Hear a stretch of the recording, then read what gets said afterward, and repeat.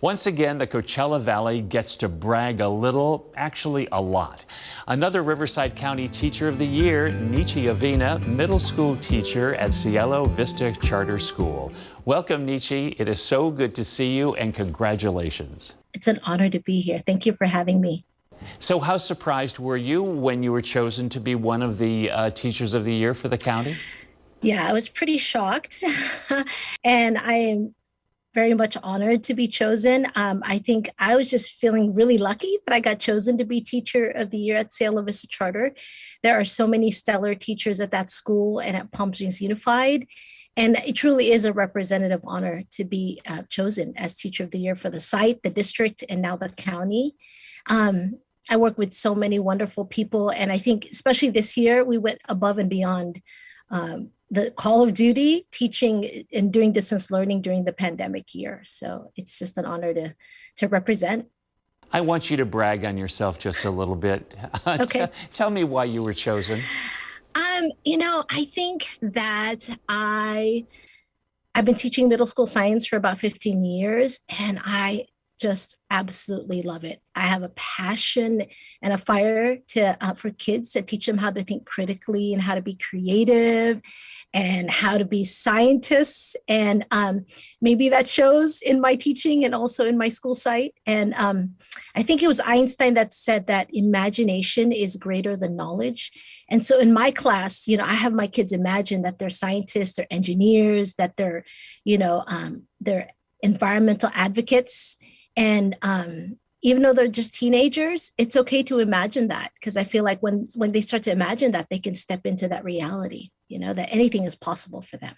You have a wonderful backstory. I want you to kind of take me back.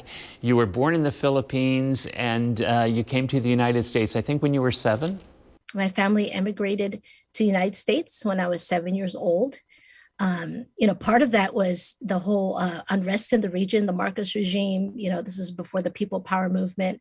And I think my parents, they wanted to stay in their home country, but there was so much unrest politically and economically, they couldn't get a foothold. So, they decided to immigrate to the United States. I grew up in San Diego, and I attended the University of California at San Diego. Growing up as an immigrant wasn't easy for me.